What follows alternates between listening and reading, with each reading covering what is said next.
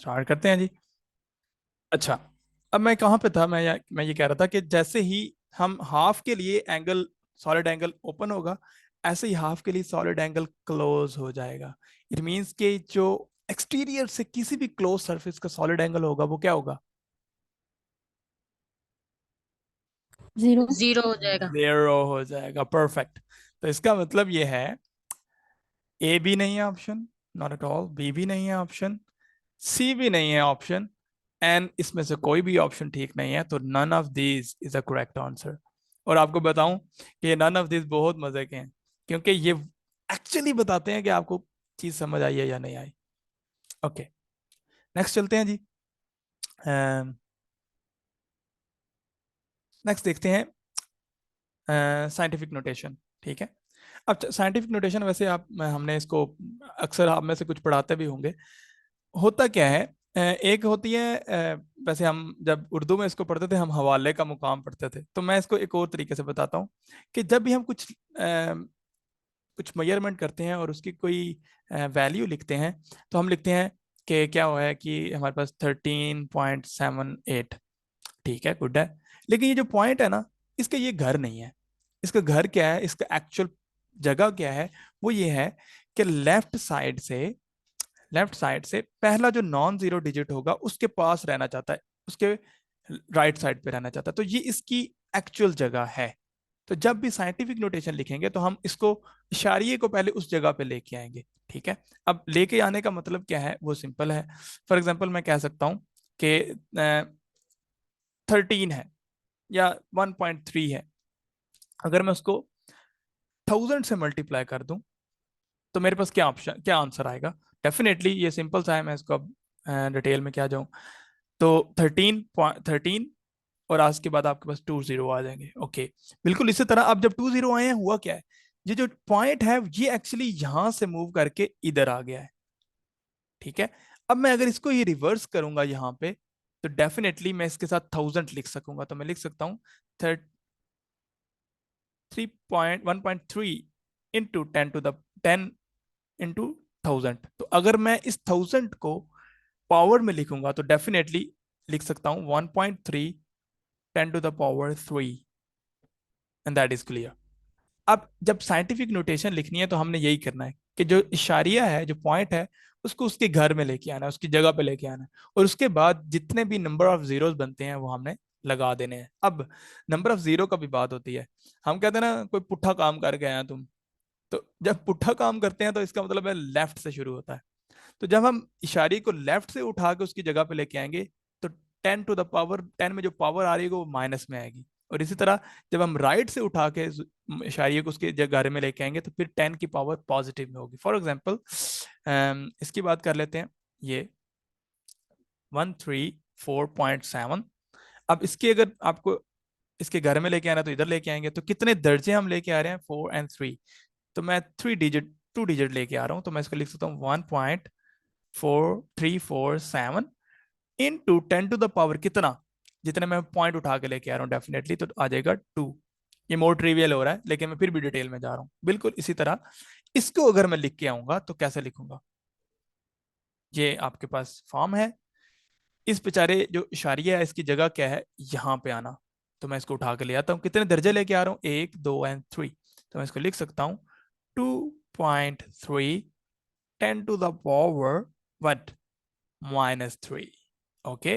तो जब मैं उल्टी तरफ से लेके आऊंगा तो डेफिनेटली माइनस के साथ आएगा, और पॉजिटिव से लेके आऊंगा तो डेफिनेटली वो पॉजिटिव आएगा। ओके। अच्छा, अब ये है convention for indicating the units, and that is only just we can say कि सब इसको रीड करना है, तो मैं इसको एक्सप्लेन नहीं कर रहा। ठीक है। आवाज आ रही है बाकियों को? Yes sir. Okay. Javeria, there is issue from your side? यहाँ पे everything is clear. Okay, next चलते हैं। इसको आपने पढ़ लेना, इसमें कुछ भी इतना जो है वो इम्पोर्टेंट नहीं है, या मतलब इम्पोर्टेंट इस सेंस में कि समझाने वाला नहीं। अब कुछ प्रीफिक्सेस हैं जो आपको याद होने चाहिए, जैसे जैसे कि पीको है, फेम्टो है, नैनो है, माइक्रो है, मिली है, सेंटी है, टेसी है, वगैरह वगैरह। एटलीस्ट गैगा तक तो आपको पता होना चाहिए। तो ये आपके फिंगर टिप पे होने चाहिए। फेमटोम बहुत मजे की चीज है क्योंकि इस स्केल पे आपके पास न्यूक्लियस पड़ा है, ठीक है। पिको की तो नहीं, आर्मस्ट्रॉन्ग की बात कर सकते हैं। आर्मस्ट्रॉन्ग भी होता है जिसको हम इस तरह से डिनोट करते हैं 10⁻⁻10। तो आर्मस्ट्रॉन्ग के जो रिजीम है वो उसमें आपके पास एटम आ जाता है।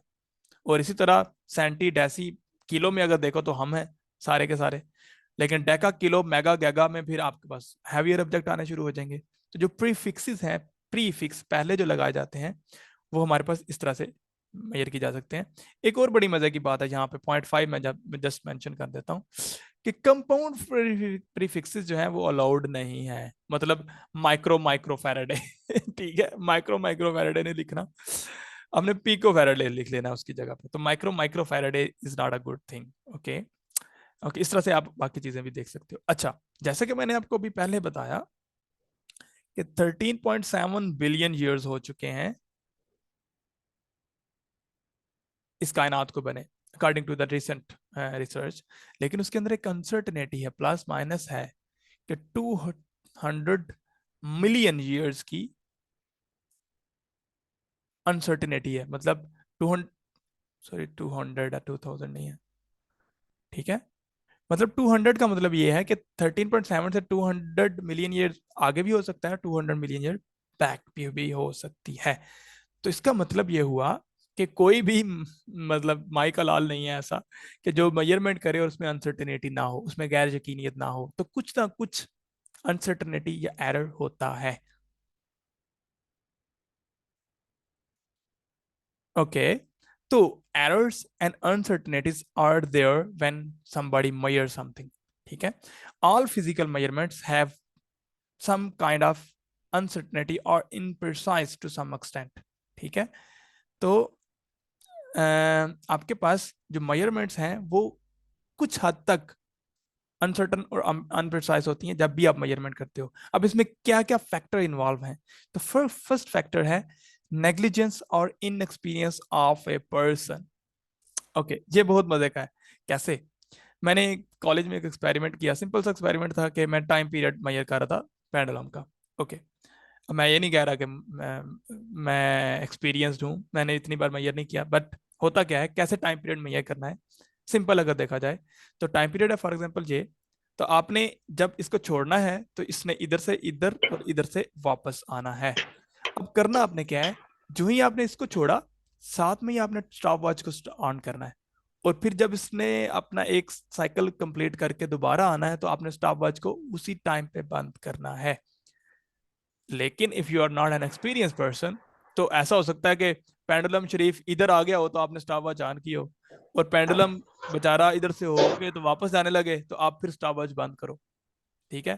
तो अगर आप इस तरह बंद करोगे तो डेफिनेटली आप एक्चुअल जो रिजल्ट है वो नहीं ले पाओगे, ठीक है। तो नेग्लिजेंस और इनएक्सपीरियंस पर्सन होगा तो डेफिनेटली वो नहीं मेजर कर पाएगा। मैंने मेजर किया इसको, तो वो अल्हम्दुलिल्लाह एग्जैक्ट जो थ्योरेटिकल वैल्यू थी उसके साथ मैच किया। फिर मैंने एक स्टूडेंट को बुलाया अब अब मैंने कहा चलो पेंडुलम वो मूव कर रहा है, तो हमने देखा तो वो स्टॉप जब स्टार्ट ही नहीं थी हुई, ठीक है।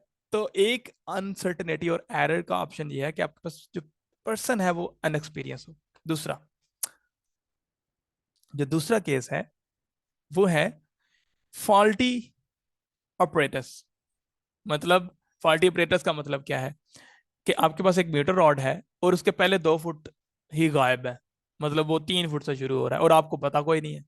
आपने हाइट मेजर की है, ठीक है, मैंने अभी रिसेंटली कंस्ट्रक्शन करवाई है, तो आपने हाइट मेजर की है तो आपने कह दिया कि हाँ जी छत 12 फुट पे ही है।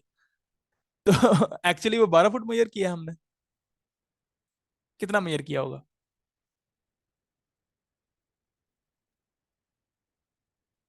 मेरे पास meter rod, 10। Meter obviously 10 measure किया, क्यों? क्योंकि नीचे से 2 फुट तो गायब थे। अब आपके पास अगर फॉल्टी ऑपरेटर्स होगा तो फिर भी मेजरमेंट में इशू आ सकता है। अच्छा, मैं एग्जांपल्स क्यों दे रहा हूँ, आई होप जब आप प्रिपरेशन करें तो डेफिनेटली आप इंटरव्यू को भी बियर करेंगे या फेस करेंगे। तो जब आप इंटरव्यू को फेस करते हैं तो फिर ये प्रॉब्लम्स या ये क्वेश्चन आपके माइंड में होने चाहिए कि अच्छा फॉल्टी ऑपरेटर्स का क्या मतलब है। तो आप अगर वहां पे ब्लैंक ब्लैंक हो जाएंगे कि आपको पता ही नहीं है कि क्या है, तो फिर डेफिनेटली ये चीजें बहुत इंपॉर्टेंट होती हैं उस सेंस में। अच्छा, नेक्स्ट बात करते हैं कि इनअप्रोप्रिएट मेथड और टेक्निक। आपको कहा जा रहा है कि आपने volume of the liquid find करना है, तो आप volume of the liquid find करने के लिए गिलास में अपना लिक्विड डाला हुआ है और उसको फीते से नाप रहे हो ठीक है, या वर्नियर कैलिपर से नाप रहे हो, तो जो टेक्निक है वही आपने गलत यूज की है। तो जब ऐसे करेंगे तो तब भी definitely you can not get the true result. Okay, next है कि ओके किस तरह के प्रॉब्लम आ सकते हैं। However uncertainties also usually describe as an error. Uncertainty भी एरर होती है, लेकिन अनसर्टेनिटी कम की जा सकती है, खत्म नहीं की जा सकती। कौन कौन किस किस तरह के एरर आ सकते हैं? रैंडम एरर आ सकता है मोर स्पेसिफिकली, और सिस्टमैटिक एरर आ सकता है। ओके, रैंडम एरर में क्या होता है?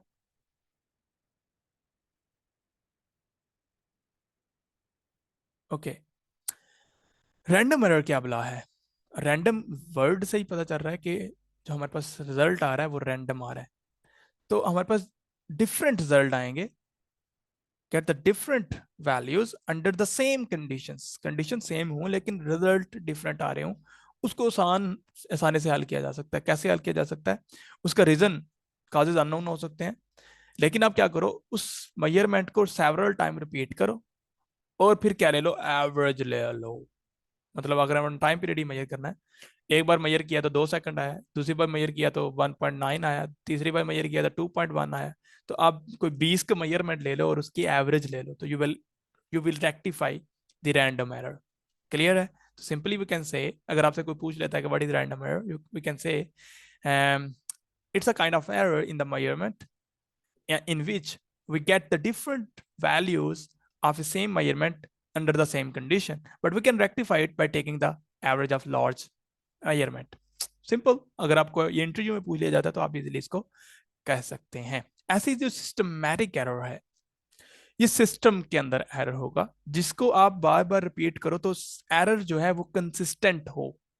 ठीक है, जैसे कि मैंने आपको अभी बताया कि आप मेजरमेंट करते हो तो हर बार आपको 12 फीट ही मिलता है, जबकि आपको पता है कि ये 12 फीट नहीं है, ये 10 फीट है। इसकी सिंपल सी मैं मिसाल दे लेता हूँ।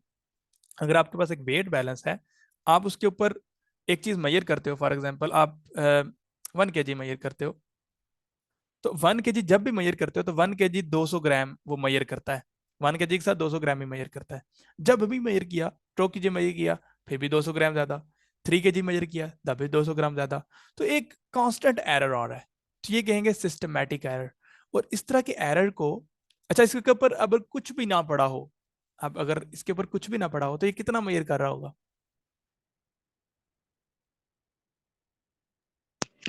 200 ग्राम। 200 ग्राम्स। तो क्या आपको नहीं लगता कि ये जीरो एरर है? क्या कहते हैं? तो zero error Yes, is a sir. Is a kind of systematic error. ठीक है, अब ये पॉजिटिव जीरो एरर था, मतलब कुछ भी ना मेजर करते हुए 200 ग्राम मेजर कर रहा है। तो बजाय कि आप उठाकर सिस्टम नया लेके आओ, आप कहो कि जब भी मेजर करना है तो हमने 200 माइनस कर देना है। ठीक है, तो अगर उसने 1200 मेजर किया तो डेफिनेटली आपने 200 उसमें से मेजर माइनस कर लेना, तो आपके पास 1000 ग्राम आ जाएगा, 1 kg आ जाएगा। तो जब आपके पास पॉजिटिव जीरो एरर होगा, मतलब कि मेजरमेंट ज्यादा कर रहा होगा, तो उसको रिवर्ट करने के लिए या उसको रेक्टिफाई करने के लिए उसके अंदर से माइनस करेंगे। और ऐसे ही अगर नेगेटिव जीरो एरर होगा, मतलब आपने केजी मेजर किया और वो 800 बता रहा है, तो आपने उसके अंदर हर मेजरमेंट के अंदर 200 क्या कर देंगे, ऐड कर देंगे। सिंपल है। यहाँ पे मैंने दो चीजें एक्सप्लेन कर दी, एक सिस्टमैटिक एरर और फिर दूसरा जीरो एरर, और फिर जीरो करेक्शन कैसे की जाती है। क्लियर होगी ये बात? सर ये जीरो एरर जो वर्नियर स्केल में होते हैं वो भी काइंडली सर एक्सप्लेन कर दें। हाँ, बिल्कुल वो भी ऐसा ही है। बिल्कुल वो भी ऐसा है, वर्नियर कैलिपर में भी हम जीरो एरर को जब पढ़ते हैं ना, तो हम वर्नियर कैलिपर में ही पढ़ते हैं। अब जीरो एरर पहले समझाना मुश्किल हो जाता है उसमें। अब मैंने यहाँ पे आपको जस्ट वेट के साथ एग्जांपल दे दी है कि अगर ज्यादा मेजर कर रहा है तो पॉजिटिव जीरो एरर है, खत्म करना है तो उसके अंदर माइनस कर देंगे तो वो खत्म हो जाएगा, रेक्टिफाई हो जाएगा। और ऐसे ही अगर आपके पास कम मेजरमेंट कर रहा है तो उसको ऐड करेंगे तो उसके अंदर आपके पास जो जीरो एरर है वो रेक्टिफाई हो जाएगा। वर्नियर कैलिपर में भी ऐसे ही है। जब आपके पास दो जॉब्स होते हैं, दो जॉब्स होते हैं, एक सॉरी दो स्केल होते हैं, एक मेन स्केल होता है, दूसरा आपके पास जो वर्नियर स्केल है, उसके अगर जीरो जीरो से कंसाइड करते हैं तो उसका मतलब यह है कि आपके पास कोई मेजरमेंट नहीं हो रही, तो जीरो एरर जीरो है।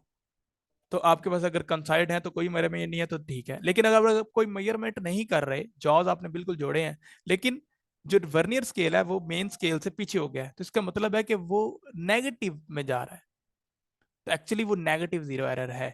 तो उसको रेक्टिफाई करने के लिए आप उसके अंदर ऐड कर लोगे, और इसी तरह वही अगर जीरो से आगे चला गया वर्नियर स्केल तो डेफिनेटली वो पॉजिटिव जीरो एरर है कि एक्स्ट्रा मेजर करेगा, उसको रेक्टिफाई करने के लिए आपने माइनस करना है। You have to wait for 2 second, 2 minutes, अजान हो रही है, मैं इधर ही रहना, मैं करता हूँ बात। Thank you sir.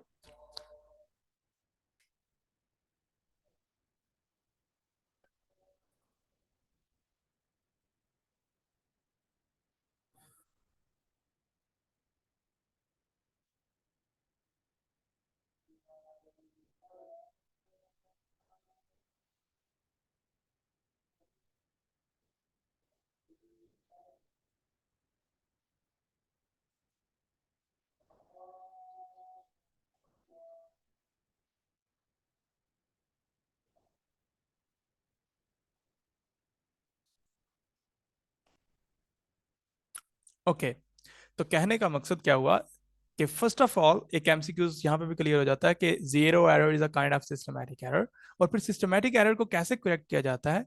दस for systematic error A correction factors be applied.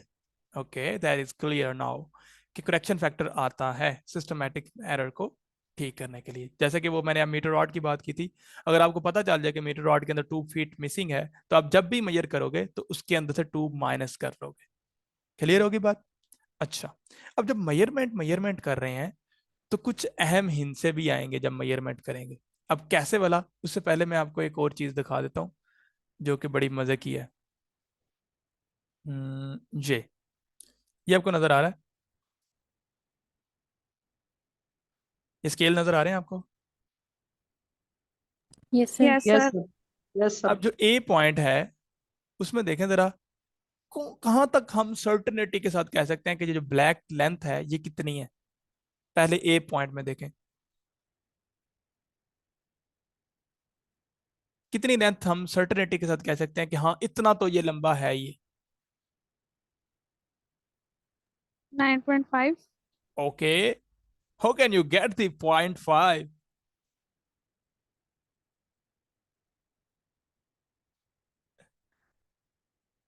ओ 0.7, ये 7 आपको किसने बताया भाई? That is fascinating. स्केल आपके पास इंटीजर्स में है, 1 है, 2 है, 3 है, 4 है, 5 है, 6 है, 9 है एंड 10 है। यू कैन नॉट से कि ये 0.5 है या 0.7 है या कुछ भी है। तो कहने का मकसद क्या है, यहाँ पे बिल्कुल क्लियर हो गई है बात, बिल्कुल क्लियर हो गई है बात कि हम 9 पे तो श्योर हैं कि 9 तो है ही, लेकिन हम 0.5 पे श्योर हैं? नो। एक ने 0.5 बताया, एक ने 0.7 बताया।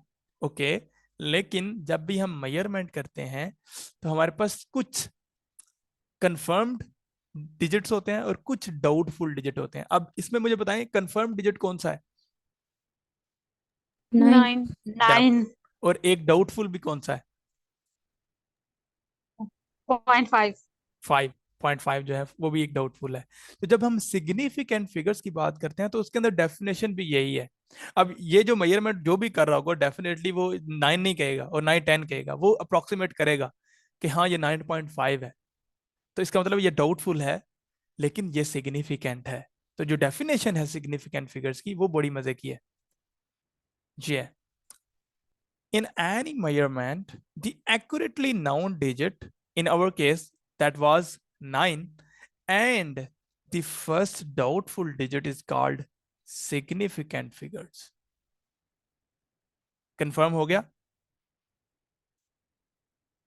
ठीक है, कि कोई भी मेजरमेंट यस होगी सर। उसमें जो डाउटफुल, जो एक्यूरेटली नाउन डिजिट है प्लस फर्स्ट डाउटफुल डिजिट जो होगा उनको हम क्या कहेंगे? सिग्निफिकेंट फिगर्स कहेंगे। तो इसका मतलब है कि ये हमारे पास सिग्निफिकेंट फिगर है 0.5 के साथ ही, क्योंकि फर्स्ट डाउटफुल डिजिट है। इसी तरह अगर यहाँ पे भी देखें, अब यहाँ पे हमारे पास कंफर्म है कि ये 8.5 है क्योंकि यहाँ पे उसने मेंशन किया हुआ है, और सी को देखेंगे तो हमारे पास 12 के बीच में कोई चीज आ रही है। ठीक है, तो मैं इसको ये कह सकता हूँ कि 9.5 11.95 में भी, अब 5 जो है मैंने खुद से लगाया, लेकिन ये भी हमारे पास सिग्निफिकेंट फिगर में आएगा। सिग्निफिकेंट फिगर्स की डेफिनेशन क्लियर हो गई है? Yes, sir. Okay, that is good. अच्छा, अब हम यहाँ पे एक बहुत मजे की बात है कि सिग्निफिकेंट फिगर्स जब आपको जस्ट नंबर दे दिया जाए और पूछा जाए कि सिग्निफिकेंट फिगर्स इसमें क्या हैं, तो उसके लिए कुछ रूल्स हैं जो कि आपको फॉलो करने पड़ते हैं, और वो रूल्स क्या हैं वो हम यहाँ पे पढ़ लेते हैं। फर्स्ट रूल क्या है, सॉरी, फर्स्ट रूल क्या है कि ऑल डिजिट्स जो कि 1 से 9 होंगे, जो कि नॉन जीरो होंगे, जो नॉन जीरो जितने भी डिजिट हैं वो कोई भी मेजरमेंट में लिखे होंगे तो वो सिग्निफिकेंट होंगे। दैट इज क्लियर, ठीक है? इसके ऊपर कोई एम्बिग्यूटी नहीं है कि अगर नॉन जीरो डिजिट होगा तो वो कोई भी मेजरमेंट दी होगी उसमें वो हमारे पास सिग्निफिकेंट होगा। That is clear. लेकिन ये जो चहीता हमारे पास है ना, ये जीरो, however जीरो में और मे नॉट बी सिग्निफिकेंट। ये जो चहीता जीरो है ना, ये जीरो अगर 1 के आगे लग जाए तो उसकी वैल्यू है, अगर ये वैसे जीरो पड़ा हो तो उसकी कोई वैल्यू नहीं है। इसी तरह इसके लिए हमारे पास फॉलोइंग रूल्स हैं। तो पॉइंट ए क्या है? अच्छा, मैं इसकी नोट्स भी बना सकता था, लेकिन मैंने नोट्स बनाए नहीं है क्योंकि ये जो बुक है इजीली हर एक के पास अवेलेबल है हार्ड फॉर्म में, इसको पढ़ना आसान है, और फिर आपके पास परमानेंट रेफरेंस होगा।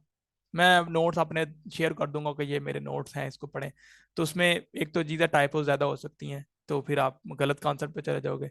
ये आपके पास अवेलेबल है, आप इसको पढ़ो, अवेलेबल है एनी टाइम, और आप इसको कैरी कर सकते हो। तो इसलिए मैं बुक से फॉलो करा रहा हूँ। अच्छा, a zero between two significant figures, मतलब टू नॉन जीरो के बीच में आ जाए तो वो सिग्निफिकेंट होगा। क्लियर होगी बात है? मतलब ऐसे लिखा हुआ है तो डेफिनेटली ये हमारे पास है सिग्निफिकेंट फिगर है, इसमें क्लियर होगी बात, कोई दो राय नहीं है। अच्छा, तो जो जो बी केस है वो है zero to the left of the significant figures are not significant. वही सब बात होगी कि पुट्ठे काम जो है ना उसकी कोई वैल्यू नहीं है। मतलब अगर आपके लेफ्ट पे जीरोस होंगे तो वो सिग्निफिकेंट नहीं होंगे। तो ये आप, मैंने जो वर्डिंग बोल रहा हूँ वो इसलिए कि आपको याद रहे। तो लेफ्ट पे आपके जीरोस की कोई औकात नहीं है, तो उनकी कोई सिग्निफिकेंस वैल्यू नहीं है। तो इसका मतलब ये हुआ कि इसमें जितने जीरोस हैं ये सिग्निफिकेंट नहीं है। तो इसमें जो सिग्निफिकेंट फिगर्स आएंगे इसमें वो आएंगे जस्ट 3, और इसमें कितने होंगे?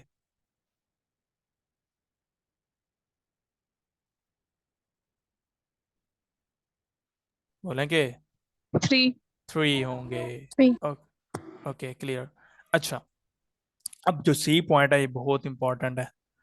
इंपॉर्टेंट किस सेंस में है? क्योंकि इससे मैंने एमसीक्यूज बनाने हैं और फिर वो ऐसे होंगे कि अगर ये समझ नहीं आएगी तो फिर इसको हम नहीं कर पाएंगे। अच्छा, अब जो सिग्निफिकेंट जो नंबर ऑफ जीरोस होंगे जो कि राइट साइड पे होंगे और डेसिमल फ्रैक्शन रखते होंगे, फॉर एग्जांपल ये 3.570, इसमें आपके पास इशारिये के अंदर जीरो आ रहा है, डेसिमल में जीरो आ रहा है, तो डेफिनेटली वो आपके पास सिग्निफिकेंट होगा। ठीक है? अच्छा, ऐसा ही ये है हमारे पास जो कि लिखा हुआ है 7.4000, इसमें भी जीरो जो है वो सिग्निफिकेंट है। और कितने सिग्निफिकेंट फिगर्स हो जाएंगे? 3 and 2, 5. 5। ओके, लेकिन जब इंटीजर्स लिखे होंगे, इंटीजर्स, सॉरी, जब इंटीजर्स लिखे होंगे, फॉर एग्जांपल 8000 kg, तब आप नहीं कह सकते कि ये 4 सिग्निफिकेंट फिगर्स हैं। अब ये इंटीजर लिखा हुआ है, डेसिमल नहीं लिखा हुआ। क्लियर हो रही है बात? तो इसमें हम कहेंगे कि ये सिग्निफिकेंट हो भी सकते हैं और नहीं हो सकते। हमें इसकी इंफॉर्मेशन पता चलेगी जब आप हमें और इंफॉर्मेशन दोगे। अब मैं सिंपल क्या लेता हूं कि क्या है कि ये जो मैंने 8000 kg मेजर किया है, ये मैंने ऐसी मेजरमेंट से किया है, ऐसे डिवाइस से मेजर किया है जिसका लीस्ट काउंट जो शरीफ था वो 1 kg था। अब 1 kg मैं लीस्ट मेजर कर सकता हूं, तो क्या मैंने 1000 में जो वैल्यू आई है वो मेजर नहीं की होगी एक्यूरेटली? डेफिनेटली की होगी। जो 100 में वैल्यू है वो मैंने मेजर नहीं की होगी? डेफिनेटली की होगी। जो टेंस में वैल्यू आ रही है वो भी मेजर की होगी, और जो वंस में आ रही है वो भी मेजर की होगी।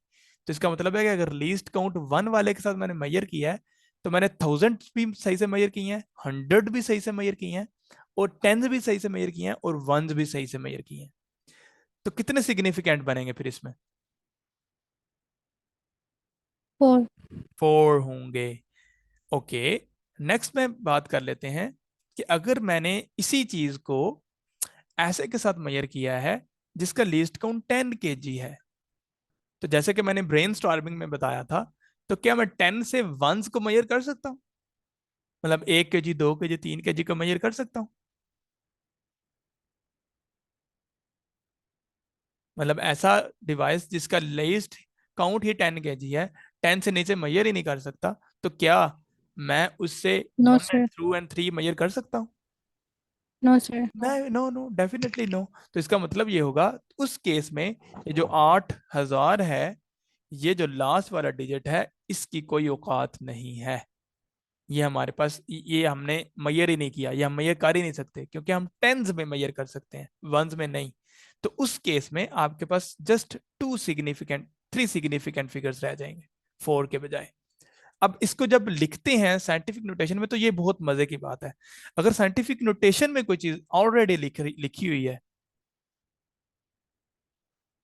ये जो पावर्स के अलग लिखा होता है, ये इस लिहाज से लिखा होता है कि जितनी उस मेजरमेंट की कैपेबिलिटी है, उस डिवाइस की कैपेबिलिटी है। फॉर एग्जांपल, इसमें अगर ये मैंने ऐसे लिखा है, तो इसमें डेफिनेटली जो सिग्निफिकेंट फिगर्स हैं वो 8, 1, 2, 3, 4, 5, 6 हैं, जैसे कि आपको यहाँ पे नजर आ रहा है। और ऐसे ही जब आपके पास लिस्ट काउंट कम हो जाएगा, तो आपका एक सिग्निफिकेंट फिगर साइंटिफिक नोटेशन में भी आउट हो जाएगा। और ऐसे ही अगर मैं कहूँ कि 100 kg लास्ट लिस्ट काउंट था, जिसे मैंने 8000 मेजर किया है, तो अब कितने सिग्निफिकेंट हो जाएंगे?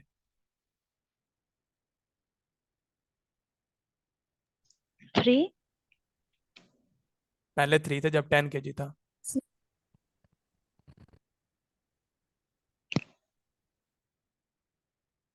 फिर से रिपीट करता हूँ, 8000 को मैंने मेजर किया जिसका लीस्ट काउंट 100 kg था। 100 kg से कम मैं मेजर नहीं कर सकता। अब कितने होंगे सिग्निफिकेंट फिगर्स?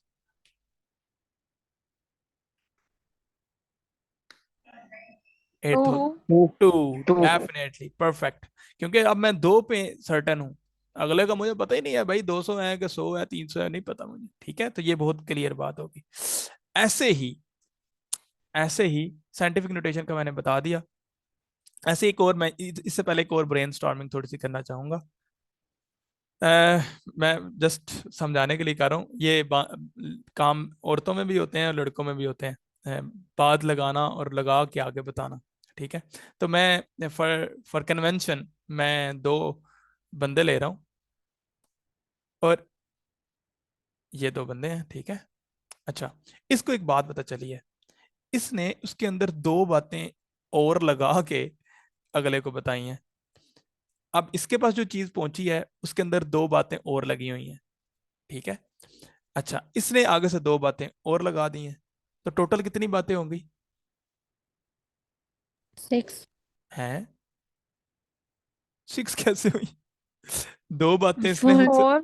और ठीक है, इतना गलत कैसे हो गया, मैंने कहा अच्छा, तो इसका मतलब है कि मैक्सिमम 4 हो सकती हैं, ऐसे ही है ना? और मिनिमम कितनी हो सकती हैं कि इसने क्या पता कुछ किया ही ना हो, तो मिनिमम 2 बातें ऐड हो सकती 2. हैं उसके अंदर। ठीक है, कहने का मकसद ये है कि, या हम ये इसको एक और तरीके से भी बात कर सकते हैं, इसकी वजह से रिजेंबलेंस एक और में लग जाती है, इधर एक और रिजेंबलेंस हो सकती है। वो ये कि एक बंदे का हमें पता है कि ये 2 बातें लगाता है। ठीक है, दूसरे बंदे का हमें पता है कि 4 बातें लगाता है। तो जब हमारे पास एंड रिजल्ट आएगा, तो हम कहेंगे कि एटलीस्ट इसमें 4 बातें तो लगी हुई हैं, ऐसे ही है ना, एक्स्ट्रा। ठीक होगी बात? जी, क्योंकि sir. अगर इसने ना भी लगाई हो, तो इसने तो लगाई होंगी ना, तो एटलीस्ट 4 बातें तो होंगी, 6 भी हो सकती हैं, लेकिन एटलीस्ट 4 बातें होंगी। इसी तरह जब हम वैल्यूज को मल्टीप्लाई डिवाइड करते हैं, तो जो हमारे पास फाइनल रिजल्ट आता है, उसके अंदर हम कैसे बताएंगे कि सिग्निफिकेंट फिगर्स कौन से हैं? तो हम ये देखेंगे कि आपके पास जो चीज मल्टीप्लाई हो रही है, उसमें सबसे कम किसके पास सिग्निफिकेंट है। तो जिसके पास सबसे कम सिग्निफिकेंट होंगे तो आपके पास जो फाइनल रिजल्ट आएगा उसमें भी उसी के बराबर सिग्निफिकेंट फिगर्स होंगे। ये बात समझ आई है? For Yes, example sir. For example ये है, इसमें सिग्निफिकेंट कितने हैं जी? इसमें 4. 4 डेफिनेटली। इसमें कितने हैं? 3. 3 3. डेफिनेटली। और नीचे वाले में 4. 4 गुड। लेकिन जब हमने इसको ज़रब शरीफ किया, ज़रब तकसीम शरीफ किया, तो फिर ये इतनी लंबी चौड़ी रकम आ गई। लेकिन इसमें से कितने सिग्निफिकेंट होंगे जी? कितनी 3. एटलीस्ट बातें लगी? 3. Good good. तो हमने इसमें से 3 लेने हैं, तो इसका मतलब है हम लेंगे 1.45। 5. अच्छा, अब यहाँ पे बड़ी मजे की बात है कि जब हमने कोई डिस्कार्ड करने हैं नंबर्स, तो हमने फिर राउंडिंग करनी पड़ती है। ठीक है, राउंडिंग ऑफ, राउंडिंग ऑन, तो राउंडिंग का काम आएगा उसके बीच में। अच्छा, अब कौन से ड्रॉप करने और कैसे ड्रॉप करने उसके भी रूल्स हैं। ये बस रूल्स ताकि पढ़ेंगे, आज के लिए इतना काफी होगा। ओके, तो फर्स्ट रूल क्या है? The if the first digit dropped is less than 5, जिसको हमने ड्रॉप करना है वो अगर लेस देन 5 होगा, the least digit retained should be remain unchanged. For example इस केस में देखो, हमने किसको ड्रॉप करना है जी? 5 से अगले वाले को, 7 को ड्रॉप करना है। तो ये 5 से कम है कि बड़ा है कि छोटा है? 7 बड़ा है सर. बड़ा है। तो डेफिनेटली फिर हम क्या करेंगे, इसको 5 को बढ़ाएंगे। तो हम 1.45 नहीं लेंगे, क्या लिखेंगे? 1.46। ओके, दूसरे में भी ये लिखा होता है अगर मोर देन 5 होगा तो हम उसको इंक्रीज करेंगे, जिसको हमने रिटेन करना है, जैसे कि मैंने यहां पे कर दिया, 1.46 कर दिया। ओके, लेकिन सवाल ये पैदा होता है कि अगर हमने जिसको ड्रॉप करना है, फॉर एग्जांपल 1.455 ही आ जाता, तो जिसको ड्रॉप करना है वो ही 5 आ जाए, तो फिर क्या करेंगे? तो उसके लिए फिर सी रूल है। सी रूल क्या है कि अगर जिसको ड्रॉप करना है वो 5 है, और जो जिस प्रीवियस डिजिट जिसको हमने रखना है उसको इंक्रीज करेंगे बाय 1 अगर ऑड होगा वो, और उसको वैसे ही रहने देंगे अगर वो इवन होगा। फॉर एग्जाम्पल ये यहीं पे ही है क्या? ये अब ये 5 है, और जिसको हमने रिटेन करना है वो क्या है? 5। तो मैं क्या इसको चेंज करूंगा? Yes. Yes. यस। तो क्या करेंगे फिर? 1.46. Or 4 6. 6 कर देंगे। लेकिन अगर यहाँ पे 4 होता तो फिर क्या करता? नहीं कर सकता. फिर नहीं करना था।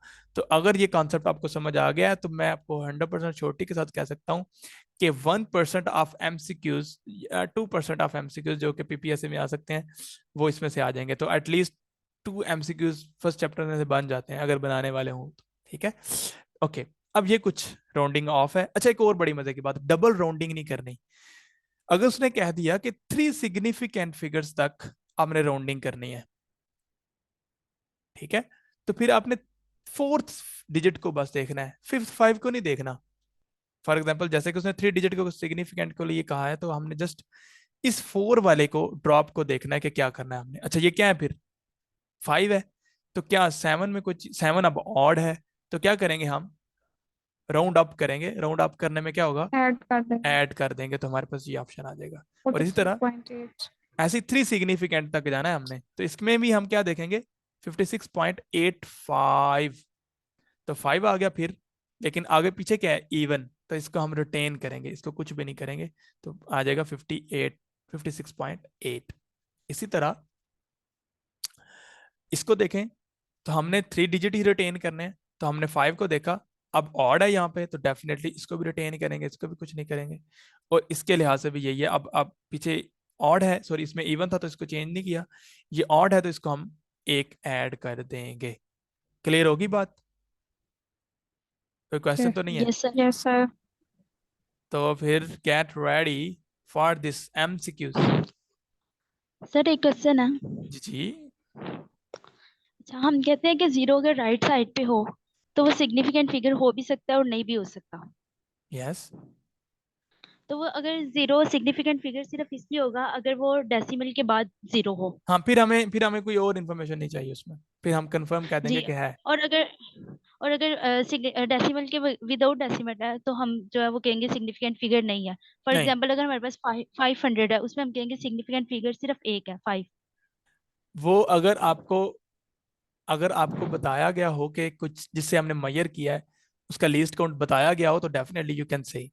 लेकिन अगर आपको पता चल रहा हो कि ये निकल कहाँ से रहा है, उसकी बैक एंड पता हो कि 500 कहाँ से आ रहा है, तो फिर डेफिनेटली इसमें एक डिजिट होगा। अभी आपकी चीज क्लियर हो जाती है इसी के साथ। आप इस एमसीक्यूज की तरफ देखें। जी।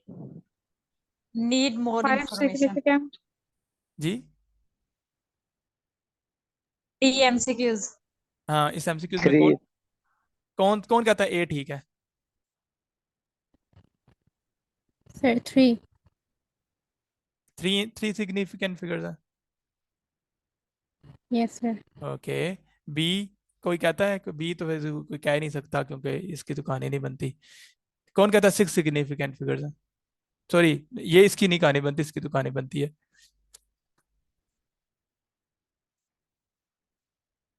कितने हैं भाई? B D. option. कौन सा ऑप्शन है? B. बी के D? 3 significant 5. figures.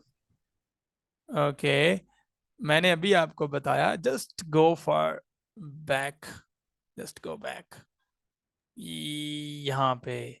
however in integers such as 8000 the number of significant zeros are determined by the accuracy of the measuring instrument। तो अगर आपके पास इंटीजर शरीफ आ जाए तो आपको देखना पड़ेगा कि आपने मैयर कहाँ से किया है, ऐसे नहीं बता पाओगे भाई। तो कहने का मकसद ये है कि दैट इज इंटीजर, और ये जीरोस पे आपके पास क्वेश्चन मार्क है कि ये है या नहीं है। You need more information. तो ए भी ट्रैप था, बी भी ट्रैप था, तो correct answer is D. Clear हुई है बात? नेक्स्ट देखते हैं जो आपने बात की 500 की। Keeping the rule of the significant figures in mind, हमने दो चीजों को मल्टीप्लाई किया है, 168.9 into 9, what will be the answer? Keeping the rule of the significant figures को ऐड करना है। अब मैंने आपको पहले बताया कि जब भी कोई चीज मल्टीप्लाई और जरब हो रही होती है तो जो आंसर आएगा उसमें भी उस सिग्निफिकेंट फिगर्स उतने ही होंगे जितने इस मल्टीप्लिकेशन में होंगे एटलीस्ट। तो ये तो इसमें इस वैल्यू में हमारे पास 4 सिग्निफिकेंट फिगर्स है, क्लियर। लेकिन 9 में जस्ट 1 है। तो अब आपको सोचने की जरूरत ही नहीं है कि इस ऑप्शन CMCQ. ऑब्वियसली इसमें आपके पास ए तो आ ही नहीं सकता ना, मतलब सिरे से नहीं आ सकता, इसमें इतने ज्यादा सिग्निफिकेंट फिगर्स हैं। बी भी नहीं आ सकता, 4 सिग्निफिकेंट फिगर्स हैं, ठीक है। इंटीजर है लेकिन इसमें 0 नहीं है, तो ये तो कभी भी नहीं आ सकता। तो दो ऑप्शन आएंगे, सी या डी। लेकिन इसको मल्टीप्लाई करो, कोई मल्टीप्लाई करेगा इसको? तो आता है 1520.91। तो डेफिनेटली जिससे ये ओरिजिनेट हो रहा है उसमें आपके पास एक सिग्निफिकेंट फिगर्स था। तो आपको इसको देख के 5 को देख के इसको राउंड अप करना है 1 को। तो डेफिनेटली 5 है और पीछे ऑड है जिसको रिटेन करना है, तो 1 होगा वो 2 हो जाएगा और बाकी आपके पास 0 0 हो जाएंगे। मतलब 1520 है ना, तो 1520 अप होके 2000 पे चला जाएगा। तो आपके पास जो आंसर आएगा वो 2000 होगा। यहाँ पे कोई एम्बिग्यूटी है, यू कैन फ्रीली फील के आप क्वेश्चन कर सकते हैं। ये बहुत मजे का है और इस तरह के एमसीक्यूज आते हैं, और ये मेरे टेस्ट में तो डेफिनेटली आएंगी, और फॉर श्योर आप अगर पीपीएससी एफपीसी देते हैं तो उसमें भी इस तरह से आते हैं। Sir, क्वेश्चन है? kindly explain it again. Okay, मैंने क्या